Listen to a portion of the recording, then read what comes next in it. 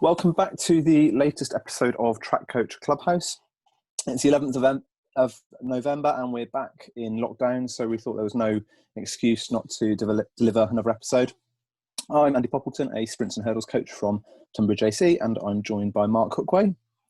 Say hello, Mark. Hello. Giving an endurance coach's perspective. And then we've got Lewis Church from the wonderful world of multi-events. Hello, everyone. So, gents, it's been a little while. How are you both now? We're both back in lockdown. Want to go first, Mark? Lewis? You go ahead. Me go ahead. Okay. I'm bored. I'm fed up now. It's first time in as long as I can remember. I've cleared my task list, so I'm very grateful for this. I think it's very odd. We were given the opportunity, weren't we, to go back to training and had little groups, and that was all working really well. Had a few other tasks on my list, but now that's all been taken away. So it's a very strange situation. And I've been trying to go for a walk each day and listen to other podcasts and things like that. And I noticed this morning walking around Tunbridge, there's a lot of lonely, sad people doing the same thing, I think. It's strange, and I worry because I'm a very positive, we talk about psychology, but I'm a very positive, upbeat, constructive sort of person, I feel.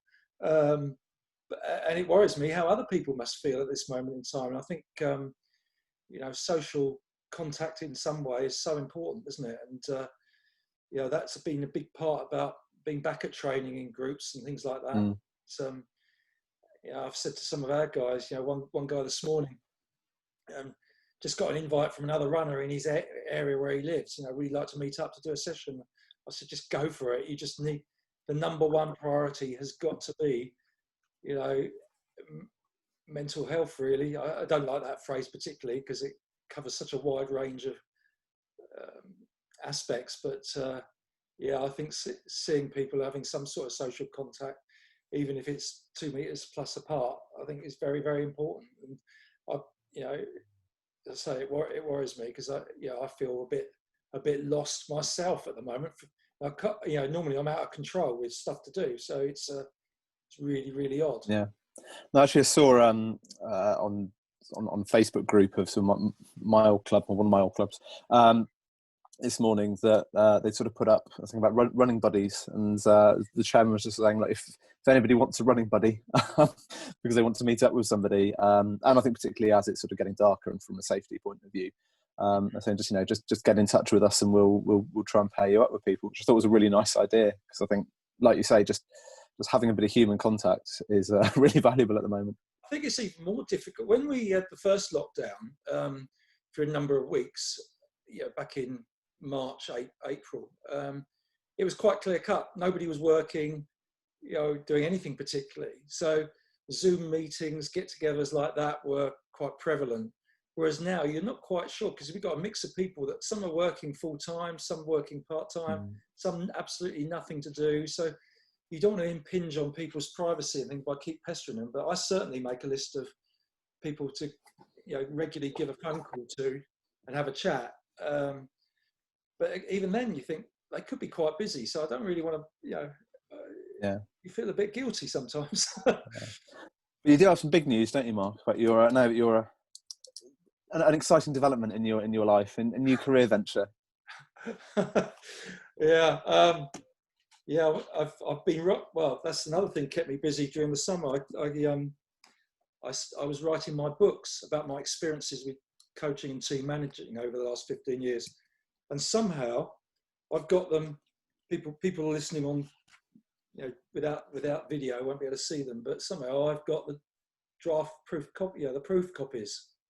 And come on, Tunbridge. come on, Tunbridge. Diary of a Dreamer. Yeah, available. Not available in every good bookshop because they're not. They're self-published on Amazon, and I'm just waiting now. It should be, well, any moment really. The paperbacks to be available on Amazon. I don't know what I've done really. It could be certainly one of the biggest projects I've ever undertaken myself. But I might have gone too far in places. We see with brutal honesty, but hopefully people take it in the right way. You know, I've made mistakes, and others have made mistakes, and I'm hoping that it'd be good memories for those that were part of it, you know, with Tunbridge over the years, but also perhaps people that are going through similar phases might be able to pick a few tidbits from it and learn, because you learn from mistakes. And you know, although quite a lot went well, a lot of things went badly as well, and so I think that's important. And I thought before I get too old, I got this opportunity with lockdown to actually, you know, write it up. And I thought the self-publication through Amazon was a really good sort of learning curve. I thought a few times that I'd bitten off far more than I could chew, and almost gave up. But I've done it, and we'll see what happens now. But I've sold 4 ebooks so far, so £7 worth of royalty. But I haven't told anybody it's available yet. So, and I know one person who's bought 2 of them. But yeah, looking forward to see what happens. People will think I'm crazy, but there you go. Yeah. No, genuinely looking forward to reading it once the paperback version's out. So I'll be thinking ordering. So anyway, Lewis, and any exciting sort of changes in career venture for you, or not too much. I'm working on as you know before, like an athletics kind of coaching, almost like a feeder club or academy to try go into other clubs. So hoping that will go ahead a bit more once lockdown's over and I can actually start pushing that a bit more. But at the moment, just working at schools and then starting to work in primary schools, doing little athletics clubs, stuff like that. So I've gone self-employed to do that basically. I'm quite enjoying it. But yeah, it's not too much difference. The only thing is difference from last time to now is I've now got work and can't go to the track now. So it's a bit more difficult to get training done, because you think working at a school which does have a track, and then you can't use it afterwards just because there's no be frustrating. So as soon as I finish work, you can't see anymore, so you can't sneak on and use it because it's not really safe. But still getting everything done. It's just a bit different, as Mark was saying. Some people are still quite busy, so the people I would be buddying up with in lockdown doing some sessions are now working full time. So it's a bit different now. Not quite as fun as the first time round. First time was a bit exciting, wasn't it? Thinking, I wonder what I could do to keep training and keep coaching. This time round, it's come on, let me just crack on now.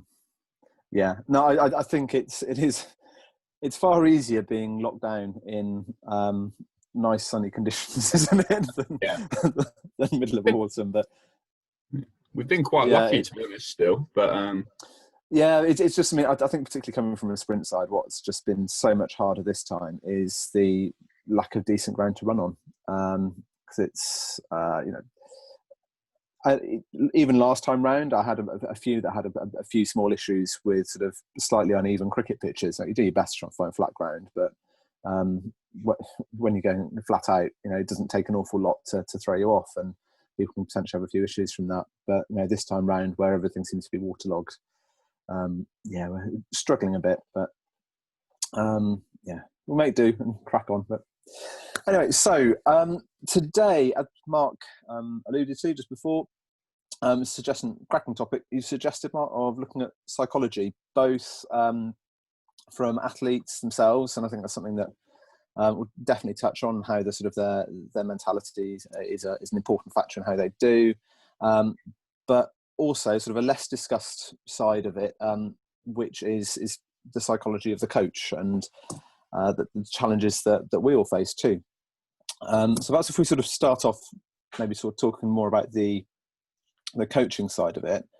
I suppose a lot of highs and lows that come from coaching, and there can be a lot of stress involved in managing that. So, I mean, Mark, what are your thoughts on terms of how you experience sort of the highs and the lows, like you're saying, and and some of your tips, I suppose, of how to deal with your own challenges that when things aren't going quite as well as you'd like. Yeah, it's massive highs and lows, isn't it? It's as I said earlier, but in detailing them and writing the experiences down, I think that helped me a lot, because an awful experience or complete despair is something that can make the good times very, very rewarding, if you like. Without those really bad experiences, the good things, if it was good all the time, they wouldn't be that exciting, would it? It's so I've sort of tried, as I've got older, to embrace that. I mean, I think somebody my age, considerably older than Lewis, would have a different view of it, because we've seen so much in our lives, and so some people young also have had disasters in their lives, but perhaps we can put things in perspective. It is, in my case, just about running, so you tend to force yourself to put things in perspective, whether they're really good experiences or really bad experiences, in terms of the sport. So it can be the be all and end all to younger people, but I think as you get older, you sort of sing a little bit more, and you get better at that, perhaps. Although you wouldn't know it with some. But I think documenting it and rationalising it, whether it's good or bad, that really helps, particularly in some ways, standing back from the situation.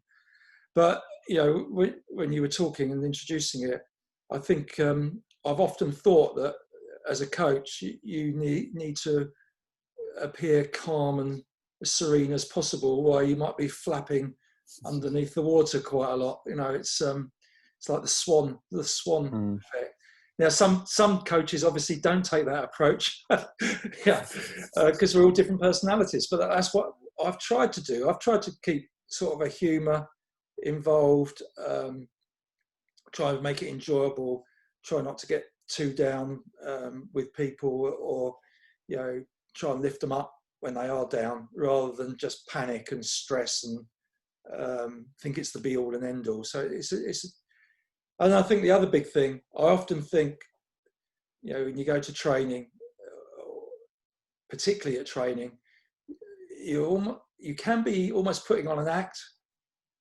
In other words, I find that if I'm having a bad day, or just not up for it, or the group's not quite going to look like it's going to gel or work, or there's a few not turned up, something like that, I really have to lift myself up and think, right, okay, come on, I've got to make an even bigger effort here to appear upbeat and positive and constructive and productive.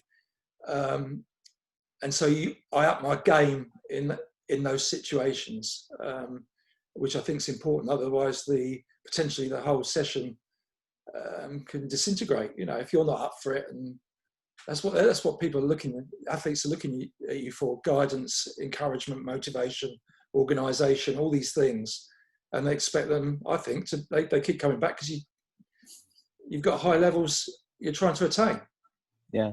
No, you have to act occasionally, Yeah.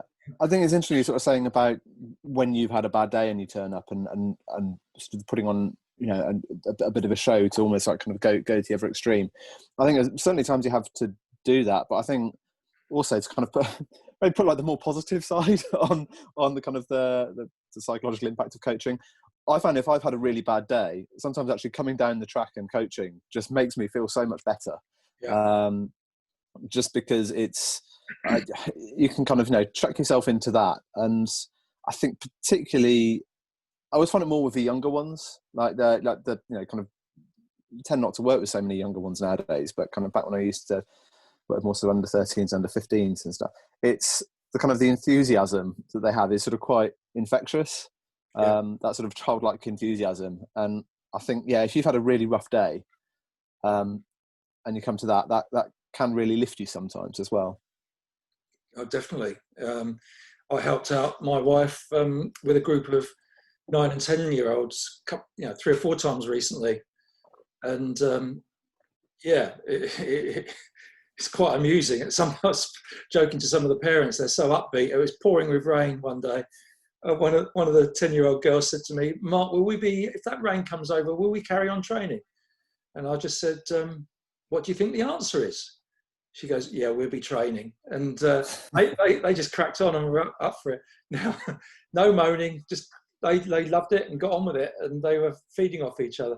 At some point, I suppose it's like the Harry Enfield character, the the switch is switched as they become a teenager, and it requires a different approach sometimes. But yeah, it's you're right. It does lift you up, and sometimes I'm not quite sure whether athletes realise what coaches are going through. They almost take it for granted, and how important it is for certain characters in the training group to be there and to act in a certain way, and how much of an impact that can have on the coach as well to make it enjoyable and positive. I don't know if something we probably never talk about is the athlete's responsibility that they have in that aspect to others in the group. Yeah. Well, I suppose in terms of the impact on the coach, I suppose they don't ever really see you out of that context, do they? So I think it's sometimes quite easy to forget that you have a life outside of being a coach. Yeah.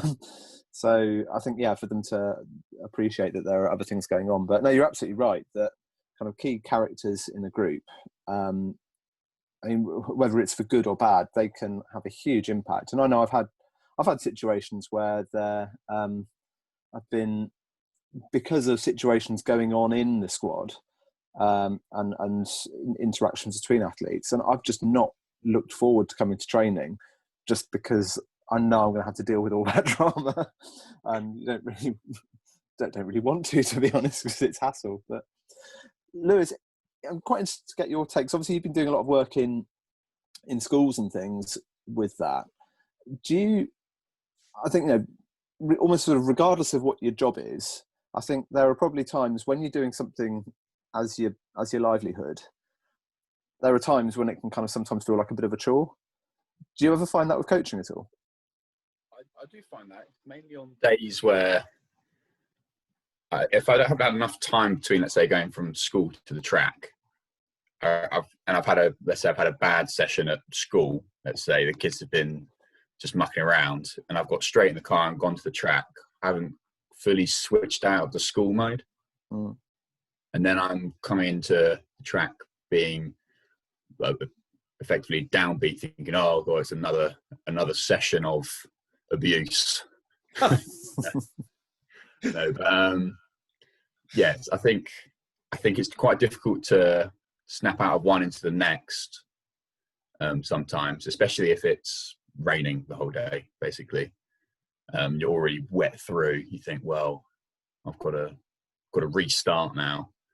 So warm me up in wet clothes, and then cracking on. But most of the time, it's pretty good because you go straight. No one else knows what your day's been like, and in our group, most people don't care.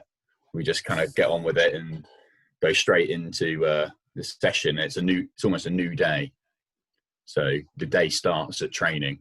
So you're just talking about random stuff, and normally just talk about the session and what we're going to do rather than what we've done earlier on in the day, and dwelling on any negatives. Normally just give a few stories if they're funny, or a few upbeat things. I don't think we take our days with us, especially like Jess Murphy. She's a teacher at the school. She has a bad day. I think she quite enjoys coming down and getting straight into the training. I think it's quite a good switch over for some people. Like you said, for yourself, if you're having a long day at work, it's nice getting down to the club, knowing that no one knows about your day. And you can start fresh. Yeah. Do either of you, Lewis, you're slightly different, I suppose, because you're coaching your peers, if you like. You're all competitors, and you're a competitor still, whereas Andy and I are observing and leading the sessions rather than doing the sessions more. But do either of you think a lot about the first things you will say to people when you arrive, or not? No would be the answer. I don't come in with any any ideas before I start. Right. Just kind of, we normally sit around a little bit, do about 15 minutes of warm up and stretching, things like that. So I think it's just generally normal conversation, which then flows into the athletics. Right. Yeah. Yeah, that's a really good question, and I don't think I've never really consciously thought about how, you know, something I'm going to say to make an impact early on, try and dictate things. I think there've been circumstances, if I've been stuck in traffic or something and I know I'm going to be late, then I know I'm probably going to have to crack the whip when I arrive, just because they tend to be a bit slow about getting going with their warm up and things if I'm not there to actually tell them to get going. There's a lot more chat when I'm not there. So, but beyond that, I've not really thought about that. I think maybe I should. So, I think it's do you, Mark? a good thing to do. Yeah, I people probably don't realise, but I do, particularly not so much previously, where we might have 30 or 40 people in a training group that we then have to. It's more of a management of numbers then, and you're breaking them down into suitable groups and things like this. But I've found, particularly now, where you've had 2 groups of 5 to work with or something like that, and they're pretty focused sessions and pretty hard sessions. And you know, the approach I was doing was, we were doing a long road session on a Tuesday and then a more intense session on the track on a Friday, without really knowing what we were aiming at. But we knew there was going to be some 5K races and things. So we're trying to, you know, get onto 3 5K pace on the Friday track session and go outside comfort zones. I was trying to get people to feel comfortable at paces they felt uncomfortable at before, if you see what I mean, and get used mentally to be able to run, you know, for example, run low 250s for 1K in training rather than 3 minutes, that sort of thing. So I knew that, you know, the mentality of a group can be, oh, we'll drift into this session a bit, but I knew I had to get them going and early and make it clear what was expected and what the approach should be. But also, in doing that, really wanted to get them in the right frame of mind. So I always often think in those situations, so I have to be really careful about not exactly what I say and how I say it, but I don't want to get too much into a load of banter. I want them to start talking about what we've got to try and achieve that evening, how we're going to be organised, apart from the normal COVID, you know, disciplines that are needed. Who's going to lead the reps? Are they comfortable with doing that? What pace are they going to go at? And I really want it to be businesslike, and with a bunch of lads, you know, in their early 20s, which is what I've been dealing with predominantly. There is a whole host of personalities there, and some can be really fed up with the whole situation currently, or a bit lacking confidence in the session. And so the sessions have gone really, really well, better than I could ever hope. But I think it's always a risk. It's a fine line between achieving a really good session and it being a complete disaster and people just falling apart and, oh no, this is a disaster. And so I felt even more responsibility to think about the mentality beforehand, the group mentality, therefore my mentality before I arrive, and what I'm going to say in those, you know, first 15 minutes before they go and warm up. And it's not a lecture or anything, it's just engaging them and creating an environment that's, I feel, is positive and businesslike. That makes sense. Yeah. In terms of sort of the stresses that you, I suppose, experience as a coach, what would you say sort of the main things that negatively impact on you and that kind of, you know, cause you to worry or potentially, you know, not enjoy what you're doing? Who's this, Lewis? Yeah, Lewis, do you want to jump on that one first? Things that negatively throw that bomb out there. me. Yeah. Things that negatively impact me when coaching. Yeah. It'll just be, well, probably why it's quite a good idea to have a leading almost speech going into training. It's when most things that negatively impact me is when you turn up and people have already downed the session. or they've already given themselves some excuses or some things which aren't necessarily set in stone. They're not injured or anything. They're just saying, "Oh, I don't feel like it today," something like that. It's not conducive to anyone else. It's not conducive to themselves. I think that's one thing that gets to me straight away, thinking, "Oh, right, we've got an uphill battle straight away." So that's one thing that gets to me. And if you can't change that around straight away, kind of, for me, it grinds on me quite a lot, especially because we're all doing the session together. You then hear it on all the reps as well if you're walking around for rest. So you either got to ignore it, or I've tried taking the other side of it and try thrive off of it now, which is a bit sadistic almost, thinking, "Oh, everyone else is tired, let's I feel better because of that, because I'm not as tired." But but when you're trying to get the whole group to all be up together, it's quite difficult if people start becoming quite negative before the sessions. During the sessions isn't as bad, because you're going to have that, people are doubting themselves. But before the session, you haven't even given yourself a chance. No, I agree. I think that would be frustrating. So you kind of think, okay, well, I've planned this for a reason. There is some thought behind what I've put in here. It's not to say it's necessarily going to be nice or enjoyable, what everybody wants to do, but there is some logic behind why I want to do this. And I suppose it's kind of it can almost feel like it's sort of being undermined a little bit, perhaps if it's sort of being challenged on that basis. So it depends. If the comment is something like, "Oh, why are we doing this?" Then I imagine it'd be a bit more frustrating.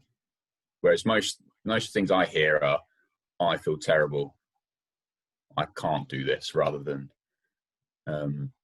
"Why are we doing this? This is a stupid session." When you hear stuff like that, that'd be extremely annoying. So you're thinking, "Right, I'm the one that's put time into that."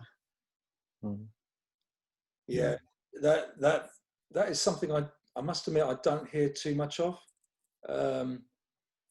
Once they're there, I think they know they're in for something pretty tough.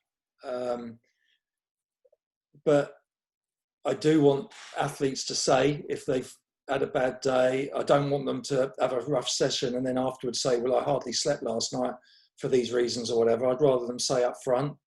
And then so we've got a contingency in place. Well, let's get through the first couple of reps. I'll keep talking to you, see how you are. We can make adjustments and just encourage them along, because it's getting through a session is like a series of steps, isn't it? And so you're taking one step at a time, like breaking any big challenge down. And I think to be on the same page as them from the go is a bad thing. I mean, I'm not saying if they come up with the excuses, you're going to let them off. But at the same time, I think you have to be wary of it. If they've got a slight niggle, that really worries me. I mean, some of the athletes that I'm dealing with, if they feel their calf's tightening up a bit during a session or in the warm up, they're just as likely, if I didn't say anything, to just go and give it a go and pull their calf muscle or something like that. So that really needs the right balance of positivity and, but at the same time, a bit of realization on their part of, hang on, it's one session. Let's not wreck the whole week by doing something you shouldn't really be doing. So I think that dialogue is very, very important at the start. And you might get a bit down about it, but I think it's very positive if you've got that discussion going and people get used to that. And even if they've had a really bad day and stress at work, stress is something that shouldn't be underestimated, really, because it can impact on how you're going to perform during a session. You can just feel mentally totally drained. I can imagine being a teacher, as you just said, Lewis, if you're completely drained, but then there's no harm in accepting a slightly lower performance in training, perhaps, as a result of that. But as long as the coach knows and that's fine. Still better to attempt it and get through it, but just perhaps lower the expectations a little bit. That's all about adjusting. But those that just turn up and are just totally negative, I have to explain to them that their approach just as if my approach was really negative, if I went down and said, "Oh, it's really windy and raining, and I don't want to stand out here timing you lot." I mean, imagine how that would impact on their approach. Yeah. Yeah. Yeah, I think that's probably one of the advantages of not so much rain, but like the wind. When you're dealing with short sprints, it's you can very easily make that into a positive. In that, it's kind of like, well, we'll turn you around. You're going to have a gale behind you tonight, so you should be feeling quick. But I think something that perhaps I think you guys might not have experienced as much, having been sort of Tunbridge through and through. But I think the club as an organisation, not our club specifically, but any club, actually has sort of quite a big part to play in terms of making sure that coaches have a positive experience and those sort of stress levels are sort of manageable, and that essentially that coaches stay in the sport. So I think, like I said, I think we're very fortunate at Tunbridge in that it's the boat doesn't rock too much. I don't think. I don't know what it's like in the years before I was there, but certainly in my experience, I think it's been pretty smooth sailing. But there can be some club environments can be pretty toxic, and you can have a lot of conflict between different coaches, and where certain people in the club get on with others. I know of one guy. I think it was a real shame. He was a professional coach in, I think, water polo. There's another sport. So he had a lot of very high level coaching experience, but not in athletics.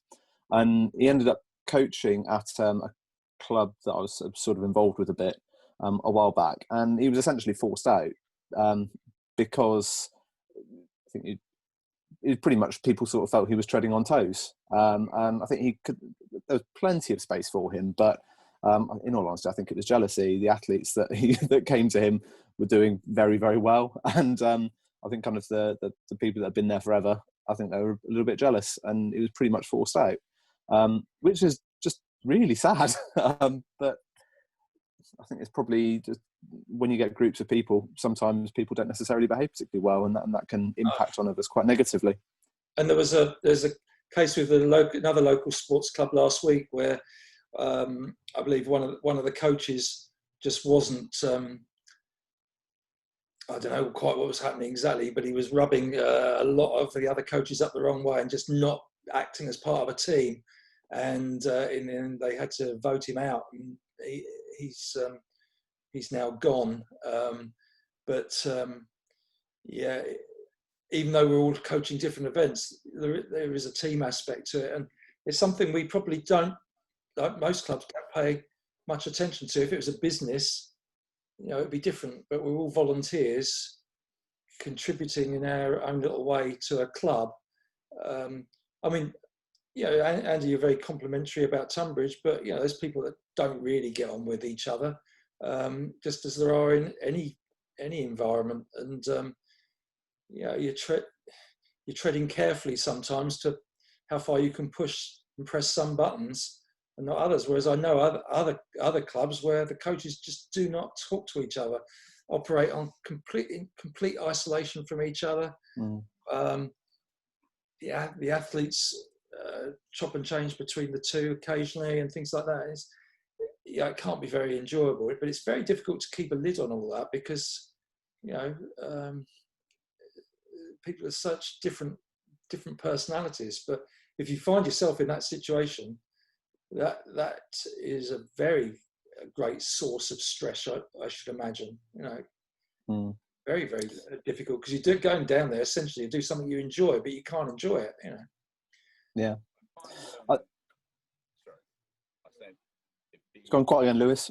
Yeah. Have I gone quiet again? Yeah. Am I back? Come close to the mic. Yeah. No, so a track like Tunbridge, obviously, it's only 6 lanes and it's quite closed in. It could easily there could easily be lots of friction, I think. So if none of the coaches spoke to each other, that could, well, first of all, it could be quite dangerous, especially on a normal club night like it was getting towards before the start of lockdown. Probably had about 200 people on the track at one time. So if coaches don't talk to each other, first of all, it's dangerous, and And then obviously there'd be friction if we didn't kind of designate our little areas. Like, Andy, you go up to the 100-meter start most of the time, so then we'll make sure we warm up at the bottom. And it's probably been quite good with the lockdown that we're all getting different warm-up areas rather than everyone jumping on the start line of the start finish line and all sitting around the pavilion. Yeah, and it's quite good that we're now all going in little bits of different areas, exploring more of the track, like going on the back straight a lot more as well. Yeah. But I think you're right. It does force us to be sort of considerate. Just 'cause, I think particularly kind of thinking of kind of hurdle use and things. It's I mean, I'll typically end up, I can get sort of 3 different age groups, well, whether it's age groups or specifications between men and women, get 3 different ones in, at most 2 lanes, because I'll sort of, I'll do the first 3 hurdles starting from 110, and then like then another lot starting at kind of like 50 and going from there, which, it means getting the measuring tape out. But I'm also conscious that kind of taking out, half of the entire track just so that people can run over 3 hurdles probably isn't the thing to do. But like I say, there are times that you don't necessarily get people being that considerate. I mean, I remember being at a track once where one of the coaches, he was one of his favourite things to do. He used to sort of set up an equivalent place to where I do now, actually, sort of, at the start of the 110. But it set up like kind of mini hurdles and things in lane 1 at that point for the first sort of 30 odd meters. So it would cut across the entire bend. So it would take out the you couldn't run further than about 250 meters on the track. Because, of course, I mean, yeah. And he just had, he just didn't care at all. He knew exactly what he was doing, didn't care at all. And it was that's quite a few of it's quite funny. A few of my athletes used to take great pleasure in just running through them and just kicking them everywhere. And it's one of those things I'd end up sort of saying with a wry smile, that's really not on. You shouldn't do that. But kind of smiling and gently nodding to sort of show that I'm telling you off because I should, but I actually think what you did is completely fine. Carry on. So, yeah, that's it, an extreme, but it's very, very difficult, isn't it, to get everybody being considerate, planning ahead. Yeah. I mean, they've got to plan ahead a little bit, know who's there, know what rough idea, and being aware of what other people are trying to achieve and things like that. It is quite difficult. Yeah. I mean, I think we've got generally a good dialogue going between coaches, as Lewis said now, in that respect. Quite a good understanding of the numbers in the groups. And this experience with COVID has forced some disciplines like that and awareness, which hopefully is a good thing. It'd be interesting to know what it's like at other clubs, but I think it can disintegrate quite quickly if those stresses, if a coach explodes at another coach or something like that. You can't do that in front of particularly young athletes, and so it's interesting. One other thing you sort of hear about quite a bit, and I've over the years heard stories of quite a lot of very successful coaches who are getting disillusioned and leaving the sport because of it, is sort of poaching. And I don't know. I mean, I think it's one of those tricky things where it's, athletes aren't property. It's like kind of they're perfectly entitled to move around if they want to have a change of scenario. But I think it can be something that can leave a lot of coaches sort of very, very disillusioned if they feel that athletes moving on, where they've built a relationship and spent a lot of time with them, isn't just purely because of it's the athlete's own decision, but if they've been pushed into that or led into that at all. And fortunately, I've not really had too many issues with that. Well, I've never had any issues that have actually resulted in athletes leaving. So it's never kind of created any sort of great sense of disillusionment. But no, I've certainly had athletes of mine being approached by other coaches. And I've always been very fortunate. Those athletes have then come and sort of told me about it. And I'll typically have a quiet word with the coach and then it stops. But, what are your thoughts on that? Lewis, I imagine you're probably not really been an issue for you, I imagine, just yet. not been around long enough. It wouldn't it wouldn't matter so much to me because obviously I'm still training. See what I mean? But I can kind of be in both parts of that.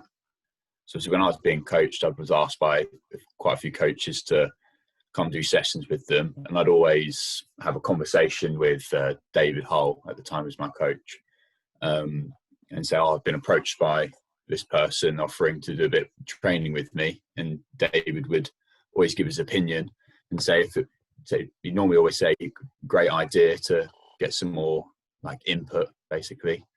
I'd always make it very clear I'm not committing to join another club or join another training group just to get some more input. That's kind of how I was approached with, let's say, the attempt of poaching.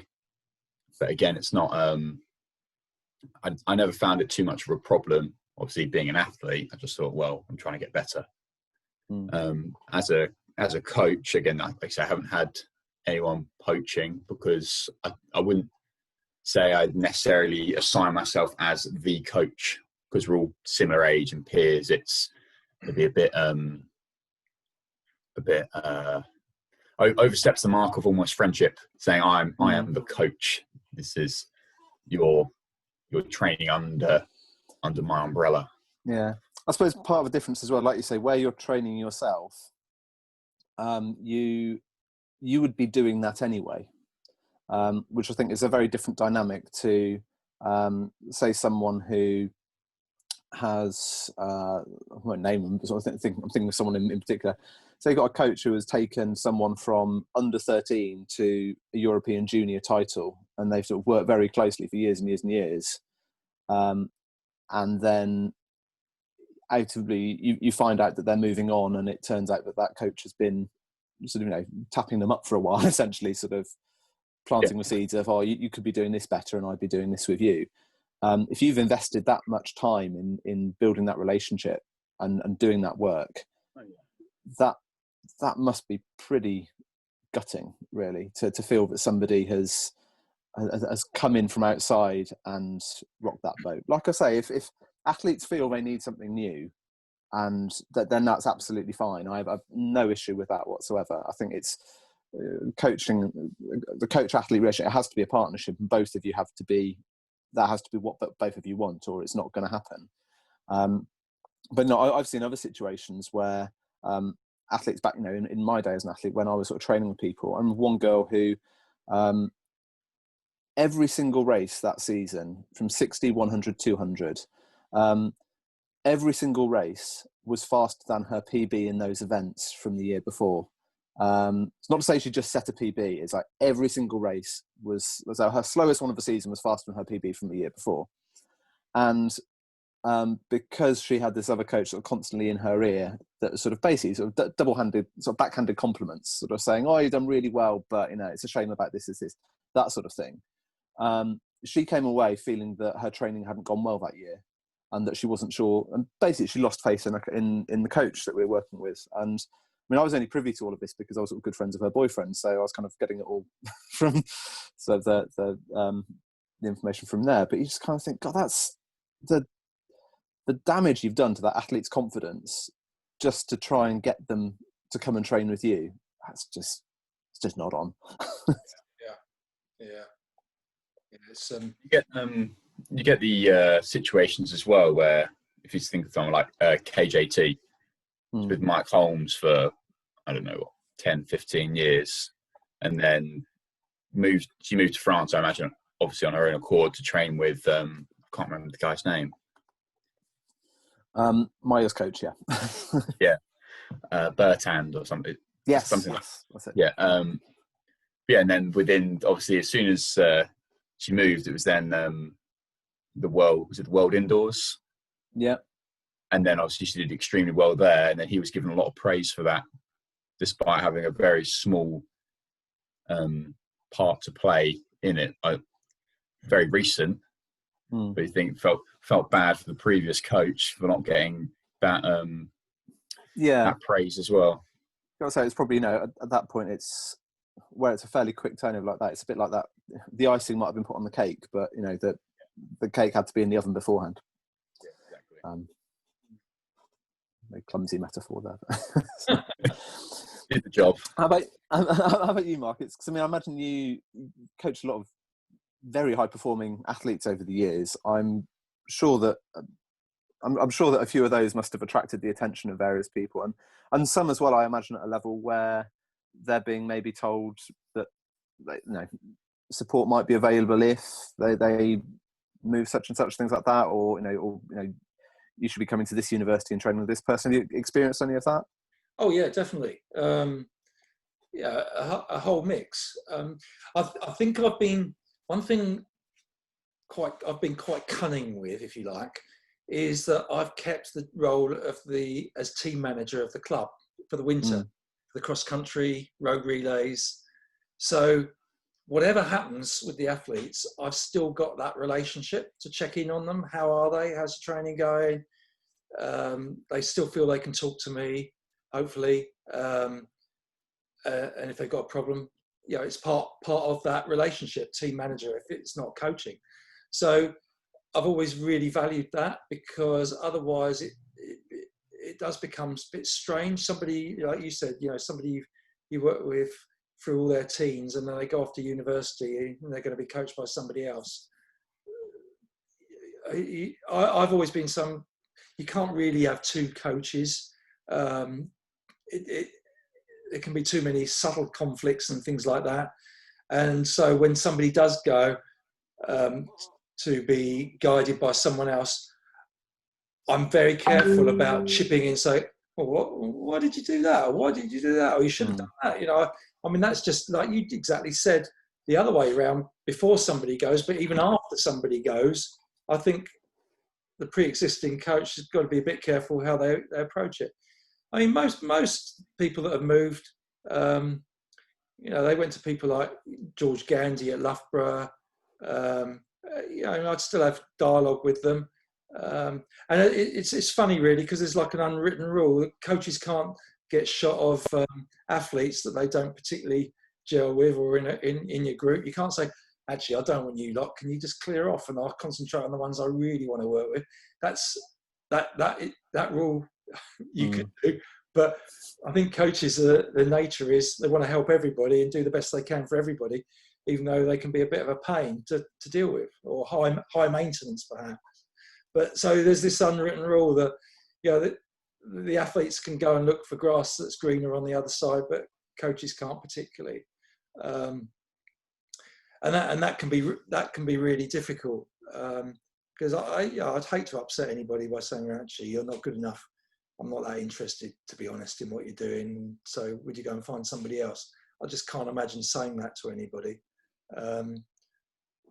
But yeah, so far so good. I think I've been disappointed on occasions. I mean, there's some logistics, like Chris Ollie, he got down to 1340 for 5,000. He's living in San Francisco. He's part of a training group there, and we had a sensible conversation about it. And he's effectively coached by a lady out there who runs that group, because he's working full time. So she wants to be able to match him up with people doing a training session, the logistics of the area and things like that, which I just wouldn't have be able to work on that detail. What's been really good, though, we did it all in agreement, and I talked to her, as I was last night, separately about him, and he sends me his training summary, and I have some make some points on it. I know when he's going to be racing. When he comes back to London, he pops down to see me for a chat, and that's perfect, Yeah. And maybe one day he'll come back and live in London or whatever, and we'll work much more closely together. But there's others who have just gone, and you find out they're coached by somebody else, and it's not quite so smooth. But I've always said, and I've tried to live by it. I had quite a I want to say a high-powered job, but a responsible job for a lot of people when I was working. And I said, when I go to coaching, nothing is going to make me as stressed as I used to get with paid employment. And whatever happens, I'm going to rise above it. And I've always said that to myself. it's just not worth it. There's plenty of other people who you like to work with, and you would like to work with me, hopefully. So, and so far, that's always been the case. Yeah.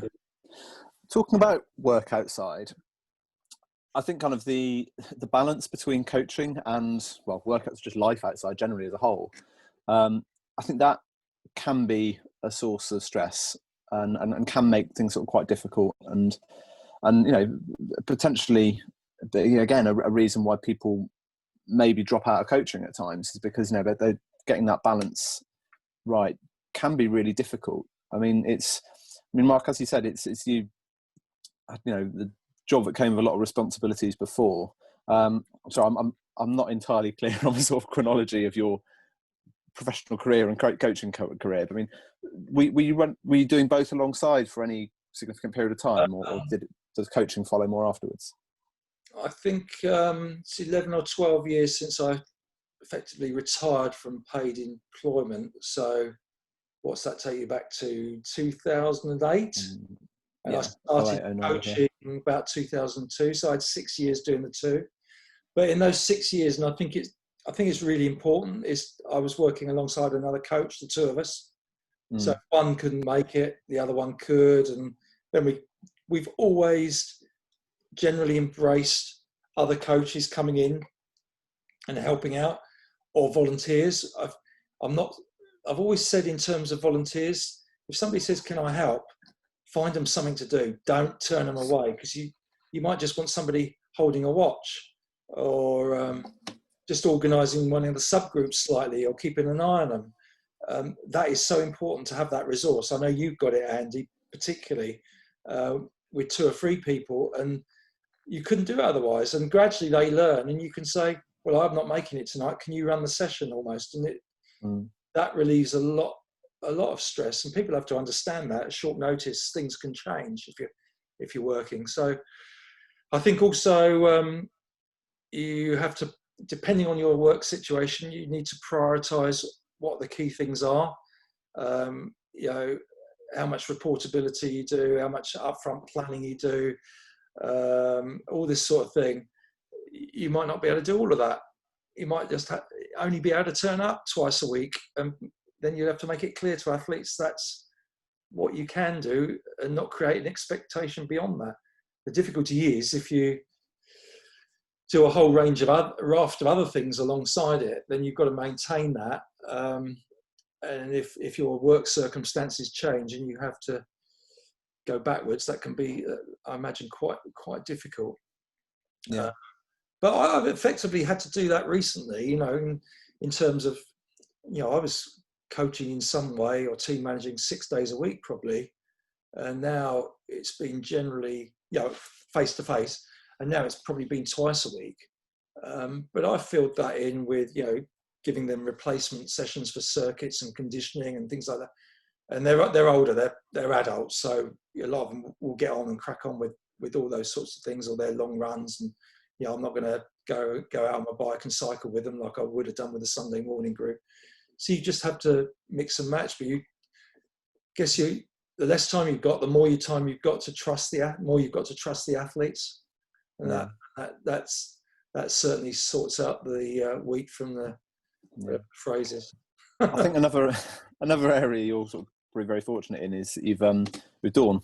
Obviously, your other half is well, she seems like a very understanding woman for a start, but also she's involved in the sport. I think that must make life an awful lot easier. 100%. And Lewis, this would be a piece of advice for you in the future. You want to stay in the sport, settle down with somebody else that is. So I think it's really interesting, actually, that you kind of go to, I think if you go to conferences where obviously you tend to get probably some of the more, those coaches that were investing more time in it tend to be the ones that are at conferences and things. And there's an awful lot of divorcees there. Yeah, I bet. Which 100%. And I mean, Dawn, as an example, is very independent. I mean, she does some coaching and she does her officiating, and so, you know, so she, in normal circumstances, you say, well, I've booked, I'm doing the National Indoor Championships at Sheffield and off you go, quite happily. And of course, we're older, so we haven't got kids that are dependent on us now, or anything like that. So, yeah, it's unusual. I can imagine. I mean, there are coaches who spend more time at the track than with their wives, and because their wives aren't interested in the sport at all, or with their husbands. And I think as well, it's kind of with where you got children involved as well. It's, I think, either from a spouse or from the children themselves, there could easily be a perception that it's like kind of, well, you're spending this much time helping other people's kids. Yeah. What about your own? It's like kind of. How do you, Andy? Put you on the spot.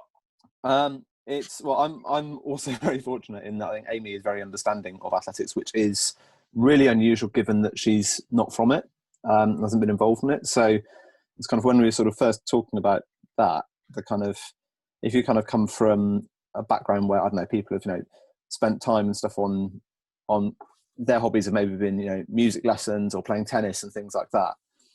The idea that you're kind of spending this much time and money as well, it's like kind of maybe going off to like kind of, the championships in a hotel for a weekend and things like that, spending annual leave so because you've got to travel on the Friday and all that sort of stuff. The idea that you're doing that on a voluntary basis, I think a lot of people from outside the sport just think that's absolutely mad.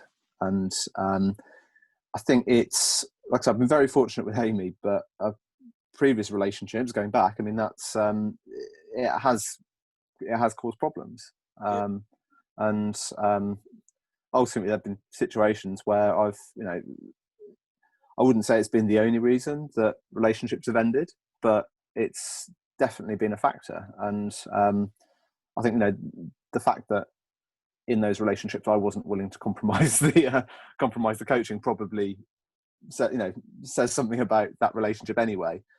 Because I have since James has come along and since I met Amy, I have cut back on the coaching, which I'm sure she would. She's only known me this way, and it probably still seems like a lot. So she's probably sort of quite surprised by that. But I mean, I was, before we met, or when we sort of first met, I was coaching at 2 different tracks with club groups on. They merged a bit, so that was 4 nights a week, and then I was doing 2 nights a week with the Birmingham University group. Coaching addict. Yeah, I love it. I do love it. So I was happy to do that, but there kind of comes a point when there are other things in your life, and like I said, that now, where if that basically means that Daddy never does bedtime, that would put a huge strain on a relationship. Both with if I were to be doing that now with relationship with Amy, but also then having that relationship with my son, which I wouldn't want to give that up. And it's I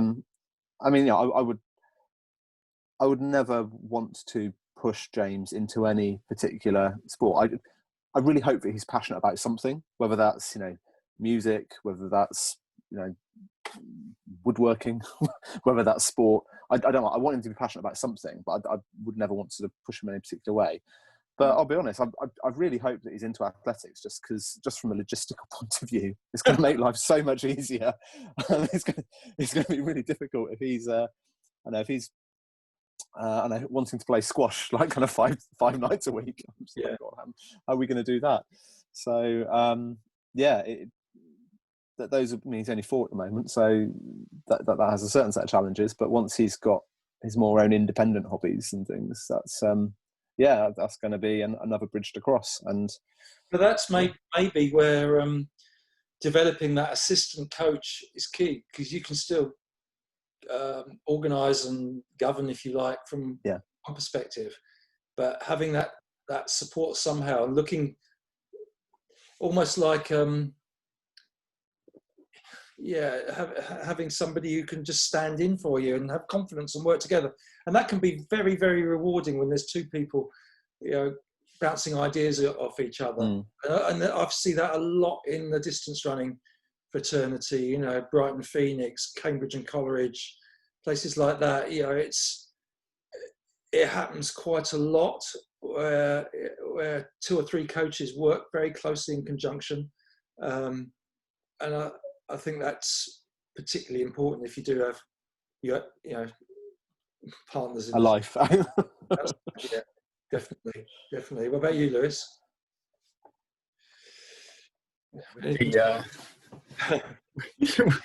What with relationships on it? Well, life outside. I think it's just a case of balancing life outside. For a young lad, you are you know, not 100% athletics, but you're big on the sport. You love it. You're passionate about it. You know, without it, you'd be a completely different person. I mean, at the end of the day, like Andy and I, there's probably nothing in your life that gives you the adrenaline rush that the sport gives you and the excitement. You know, I can't imagine spending a weekend traipsing around Bluewater shopping, for example. No. It's hell on earth, you know, and but people do it, and many partners would like to do that with their other half, wouldn't they? You know, so. My life is almost dependent on athletics. So I don't. Well, my social life is athletics, training life is athletics, and my hobbies are effectively athletics as well. So, or any sport. So for the last 6 or 7 months, all I've done is athletics and golf. That's all I've done. And then obviously work. My work life at the moment is just fitness, cross country, and circuits because there's not much contact sports going on. So just everything I'm doing at the moment is effectively athletics, and that's how I have my fun. That's how I earn my living. Yeah. So I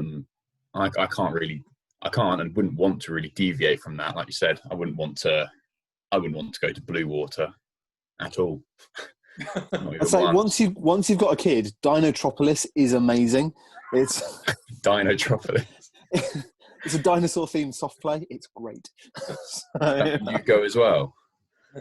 Oh yeah, absolutely. Oh, okay. They've got rid of the foam ball guns now because of COVID, but it's you know, but that's genuinely good fun. I will defend Bluewater on that. But no, it's just I'm completely dependent on it. So I struggle to add another area of my life which isn't sports based because I just wouldn't really have enough time, and I'd be darting off places to make sure I'm catering for all aspects of life. Whereas at the moment it's very easy because I know everything is in the same place with effectively the same people. Yeah, and I think one aspect is if you do have this difficulty, it's communication. Again, planning ahead, finding windows of opportunity to book things and do things as a couple or whatever goes a long way. But if your partner didn't have any interest whatsoever or projects of their own, then jealousy for you lacking in giving them time becomes a key issue. I would imagine. Well, it would do. It does. Yeah. Even talking points. I don't have much to offer apart from sport. So yeah. Interesting first date. The kind of the benefits of a rotational shot technique as opposed to a glide. Riveting. But you can share with most people some of the things we've spoken on. You know, personalities, how to deal with them, how to bring the best out of them. You know, this situation. It's not about the technicalities. It's more about the emotional side of the sport and how you could deal with things. You can share that with partners, can't you, to some degree? Yeah. Yeah, certainly. I mean, Dawn's always quick to give me some advice on people, you know, so involved to a degree what we're up against, but yeah. Gents, just conscious of time, do we want to split this into two and deal with the athlete side of it another time? Because I think this has been really good, but obviously I'm conscious that we're probably about an hour and a quarter or something like that in, and quite a few other topics that we talked about covering. But I think maybe that's something that we come back for a part 2 on another time. Absolutely. Sounds good. Yeah. Excellent. Fabulous. Well, thanks very much, guys. Like I said, we'll pick up with part 2 on another occasion. We can find on all the usual social media platforms. So just Track Coach Clubhouse, you plug that into your search feature. It's on Instagram. It's on Facebook. We don't actually have a Twitter. Then obviously we've got Mark Hookway's YouTube channel. Put Mark Hookway into search and you'll get the video version as well. Previous episodes of this can be found on Spotify and on Apple. Okay, lovely. Take care, gents, and we'll catch up next time. Cheers.